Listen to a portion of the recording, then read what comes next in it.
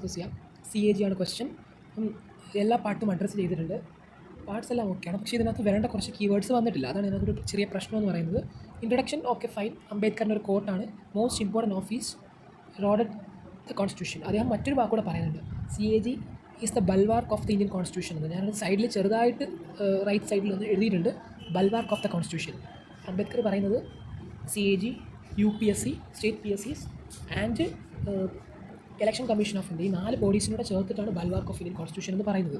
അപ്പം ജസ്റ്റ് അതൊരു കീവേഡാണ്, ബൾവാർക്ക് of Indian constitution, just അറിഞ്ഞിരിക്കുക. ദെൻ മറ്റൊരു കീവേഡ് അതിനെക്കുറിച്ച് പറയാറുള്ളത് ഗാർഡിയൻ ഓഫ് പബ്ലിക് പേഴ്സൺ ആണ്, അല്ലെങ്കിൽ വാച്ച് ഡോഗ് എന്ന് പറയാറുണ്ട്. വാച്ച് ഡോഗ്, കാവൽ നായ, അല്ലെങ്കിൽ ഗാർഡിയൻ, കാവൽക്കാരൻ. Guardian or watch dog of public purse, പൊതുഖജനാവിൻ്റെ കാവൽക്കാരൻ അല്ലെങ്കിൽ കാവൽ നായ എന്നൊക്കെ CAG കൺട്രോളിന് അവിടുത്തെ ജനങ്ങളെ വിളിക്കാറുണ്ട്. Guardian of public purse. Okay, article 148 പറഞ്ഞിട്ടുണ്ട്, വെരി ഗുഡ്, ഇത് നല്ലതാണ്. ഓക്കെ, ദെൻ ആ ഗ്രാഫ് കൊള്ളാം കേട്ടോ, ആ ഒരു ഫിഗർ വരച്ച CAG legality, propriety, rules, procedure, approvals, accountability. Nice ആയിട്ട് മിക്കവരും എഴുതാറില്ല, അത് ഒരു ഡിഫറെൻറ്റ് അപ്രോച്ചാണ്, കൊള്ളാം, നൈസ്. അതിന് മാർക്ക് വരും, അങ്ങനൊരു സാധനമാണ്. ലീഗാലിറ്റി ഓഫ് എക്സ്പെൻഡിച്ചർ പറഞ്ഞു, പബ്ലിക് ഓഡിറ്റിൻ്റെ കാര്യം പറഞ്ഞു, എക്സാമ്പിൾ കോമൺവെൽത്ത് ഗെയിംസ് പറഞ്ഞു, കൊള്ളാം.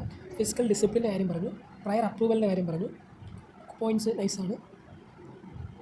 ദെൻ എക്സാമ്പിൾ എഴുതി, ഫോളോ അപ്പ് ആക്ഷൻ പറഞ്ഞു, ചെക്ക് സാങ്ഷൻ്റെ പർപ്പസ്, ഓക്കെ, അതിന് എക്സാമ്പിൾ കൊടുത്തു. ഓക്കെ, പിന്നെ നെക്സ്റ്റ് ഇതിനകത്ത് വേണമെങ്കിൽ നമുക്ക് ഇതിനകത്ത് കുറച്ച് കാര്യം ആഡ് ചെയ്യാമായിരുന്നു. അദ്ദേഹം friend, philosopher and guide of PSC, public account കമ്മിറ്റിയുടെ ഫ്രണ്ടും ഫിലോസഫറും ഗൈഡുമാണ്. Friend philosopher and guide public account committee. മാത്രമല്ല ഇതിനകത്ത് മറ്റൊരു കാര്യം പറയുന്നില്ല, he calculates net proceeds, he or she calculates net proceeds.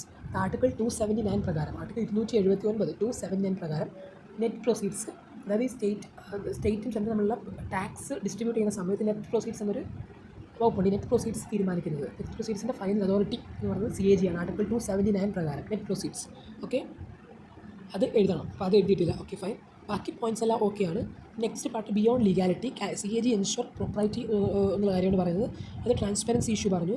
Okay, outcome based auditing പറഞ്ഞു, എഫിഷ്യൻസി പറഞ്ഞു, CAG എക്സാമ്പിൾ കൊടുത്തിട്ടുണ്ട്, സോഷ്യൽ അക്കൗണ്ടബിലിറ്റി പറഞ്ഞു, പത്മരേഖയുടെ മഹാരാഷ്ട്ര എക്സാമ്പിൾ വന്നിട്ടുണ്ട്, നൈസ്, കൊള്ളാം. ഇറിഗേഷൻ, പോളാവാരം, കാരിയറോ, ഓക്കെ, ഇറിഗേഷൻ പ്രൊജക്ട് കാര്യം പറഞ്ഞിട്ടുണ്ട്. ഓക്കെ ഫൈനാണ്. ഇനി നമുക്ക് എഴുതാം എൻഷുർ പ്രൂഡൻസ്, ഫിസിക്കൽ പ്രൂഡൻസ് ഇല്ലേ, ഫിസിക്കൽ പ്രൂഡൻസ് എൻഷുർ ചെയ്യുന്നത് വേണമെങ്കിൽ എഴുതാം. പിന്നെ വാല്യൂ ഫോർ പബ്ലിക് മണി എന്നുള്ള കാര്യം പറയാം, value for public money, ensure physical prudence എന്നുള്ള കാര്യമൊക്കെ പറയാം. ഓക്കെ, ഇനി ഇതിനകത്ത് നമുക്ക് വേണമെങ്കിൽ നമുക്കൊരു നെഗറ്റീവ് സൈഡിൽ വേണമെങ്കിൽ ചലഞ്ചസ് ആയിട്ട് 3 പോയിന്റ് കൊടുക്കാം. ഞാൻ ജനറലി പറയാം, CAG കുറച്ച് ചലഞ്ചുകളുണ്ട്. ഒന്നാമത്തെ കാര്യം, നമ്മുടെ ഇന്ത്യയിലെ CAG പ്രത്യേകത, പേരിനകത്ത് കൺട്രോളർ ആൻഡ് ഓഡിറ്റർ ജനറൽ എന്നുണ്ടെങ്കിലും he's just on auditor only.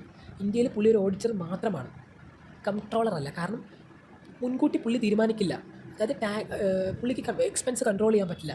Government എത്ര എക്സ്പെൻസ് ചെയ്യുന്നു അതിനെ ജസ്റ്റ് ഓഡിറ്റ് ചെയ്യുക മാത്രമാണ് ചെയ്യുന്നത്. He just an auditor only. പക്ഷേ യു കെയാണ് ബെസ്റ്റ് മോഡലായിട്ട് പറയാറുള്ളത്. UK ഈ എക്സ് ആൻഡ് എന്ന് പറയും, ഈ എക്സ് പിന്നെ ANTE എക്സ് ആൻഡ് എന്ന് പറഞ്ഞൊരു മെത്തേഡാണ്. എന്ന് വെച്ചാൽ he's also controller. UK CAG അനുമതി ഇല്ലാതെ ഒരു പോലും ചിലവഴിക്കാൻ പറ്റില്ല.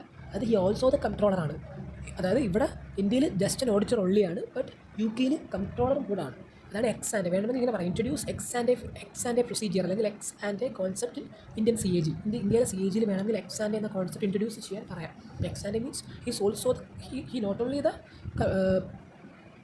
Auditor but also the controller to എന്നുള്ള കാര്യമാണ് പറയുന്നത്. മാത്രമല്ല പിന്നൊരു കാര്യം പറയുന്നത്, ഇവിടുത്തെ CAG മറ്റൊരു ഡ്രോബാക്ക് എന്ന് പറയുന്നത്, പുള്ളിക്കാരൻ ഒരിക്കലും സീക്രട്ട് സർവീസ് എക്സ്പെൻഡിച്ചറിൽ ഓഡിറ്റ് ചെയ്യാൻ പറ്റില്ല. അതായത് നമ്മുടെ മിലിറ്ററി എക്സ്പെൻസസ്, അല്ലെങ്കിൽ research and analysis wing, IB intelligence bureau, അല്ലെങ്കിൽ നമ്മുടെ സായുധ സേനകൾ, അപ്പോൾ അങ്ങനെയുള്ള സീക്രട്ട് വിങ്സ്, അതായത് നമ്മുടെ സീക്രട്ട് വിങ്സിനകത്തൊന്നും ഓഡിറ്റ് ചെയ്യാൻ അദ്ദേഹത്തിന് പറ്റില്ല.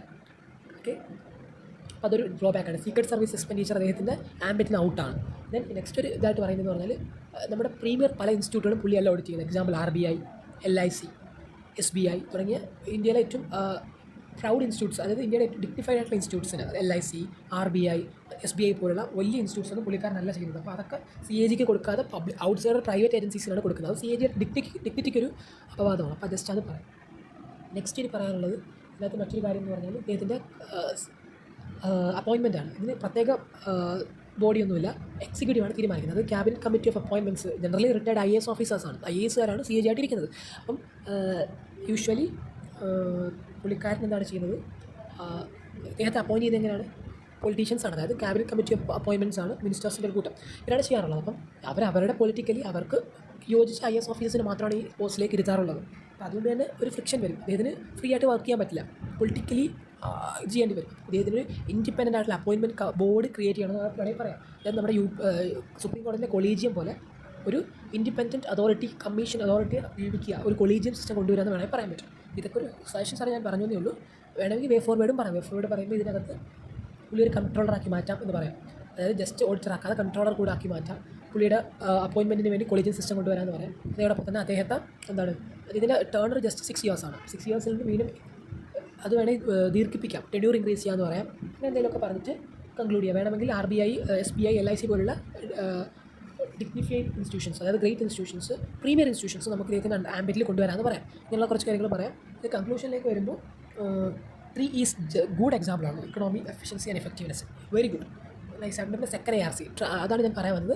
ഇങ്ങനെയുള്ള ക്വസ്റ്റൻസിനകത്ത് സെക്കൻഡ് ARCയോ ഇതൊക്കെ ഇൻക്ലൂഡ് ചെയ്യാൻ ശ്രമിക്കുക. സക്കാരിയ അല്ലെങ്കിൽ ഇവരെയൊക്കെ റെക്കമെൻഡേഷൻസ് ഒരുപാട് പറയുന്നുണ്ട്. അപ്പം ജസ്റ്റ് ഇതൊക്കെ ഒന്ന് കളക്ട് ചെയ്ത് വെച്ചാൽ നമുക്ക് യൂസ് ചെയ്യാൻ പറ്റും. ആദ്യമൊക്കെ ബുദ്ധിമുട്ട് വരും, പിന്നീട് പതിയെ ആൻസേഴ്സ് എഴുതി ട്രൈ ചെയ്ത് നോക്കാം. ഈ സെക്കൻഡ് ARC ഗുഡ് സാധനമാണ്.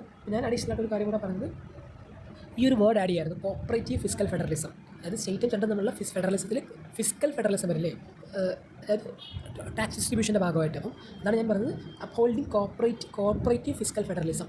അപ്ഹോൾഡിങ് കോർപ്പറേറ്റീവ് ഫിസ്ക്കൽ ഫെഡറലിസം എന്നൊരു ആംഗിൾ വേണമെങ്കിൽ പറയാം. ആ വേർഡും കൂടെ കൺക്ലൂഷനിൽ ഇൻക്ലൂഡ് ചെയ്തിരുന്നുവെങ്കിൽ കൺക്ലൂഷൻ ഈസ് എബോ ആവറേജ്. നല്ല കൺക്ലൂഷനാണ്. ഞാനൊരു ജസ്റ്റ് അഡീഷണൽ എന്നുള്ള കാര്യം കൂടെ പറഞ്ഞു കൊടുക്കുന്നു. മാക്സിമം മാർക്ക് കിട്ടാൻ ഉള്ള സാധനം. ബാക്കി answer overall answer is above average. ഒരു സംശയമില്ല, നല്ലൊരു ആൻസറാണ്. അതിനകത്ത് ഞാൻ പറഞ്ഞ കുറച്ച് കീവേഡ്സ് കൂടെ വന്നിരുന്നെങ്കിൽ കുറച്ചുകൂടെ ആൻസർ എക്സ്ട്രാ ഓർഡിനറി ആയി മാറിയാണ്. ഫൈൻ. CA അത്യാവശ്യം എഴുതാൻ എളുപ്പമാണ് ക്വസ്റ്റ്യൻ. ഓക്കെ, 148 ആർട്ടിക്കിൾ വന്നു, അത് മറക്കാതെ കൊണ്ടുവരേണ്ടതാണ്. പിന്നെ പബ്ലിക് പേഴ്സൻ്റെ ഗാർഡിയൻ ആണെന്നുള്ളതും PSCയുടെ ഗൈഡും ഫിലോസഫറും ഫ്രണ്ടും ആണെന്നുള്ളതും bulwark of Indian constitution angles ഒക്കെ വന്നിരുന്നെങ്കിൽ കുറച്ചുകൂടെ എൻട്രി ചെയ്തതാണ്. ആൻസർ ഈസ് ഓവറോൾ ഗുഡാണ്. എല്ലാ ഏരിയാസും കവർ ചെയ്തിട്ടുണ്ട്. അതായത് സ്ട്രക്ചറിങ് ഫൈനാണ്. പിന്നെ ചലഞ്ചസ് പറഞ്ഞില്ല എന്നേ ഉള്ളൂ. സ്ഥലമില്ല, കുറച്ചുകൂടെ സ്ഥലം അഡ്ജസ്റ്റ് ചെയ്ത് കഴിയുകയാണെങ്കിൽ കുറച്ചുകൂടെ നന്നായിരിക്കും. It's fine, good answer. അപ്പോൾ ശരി, താങ്ക് യു.